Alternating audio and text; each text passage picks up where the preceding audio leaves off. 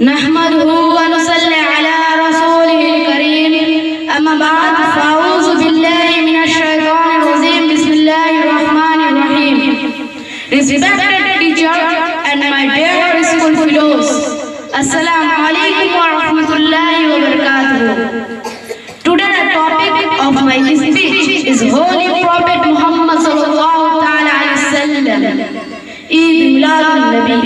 Eid Miladun Nabi, also known as Eid Milad, is the day dedicated of teachings of the Holy Prophet Muhammad sallallahu ta'ala alayhi wa sallam, and is celebrated across the country. Of the occasion is believed to be is the birthday of the Prophet who is Rasul, who is the messenger of Allah in Islam. Importance as part of the language of the Prophet was born on 12th day in Rabiul Awwal in Mecca 517 CE, and this day marked national holiday. Thank you so much. Assalamu alaikum.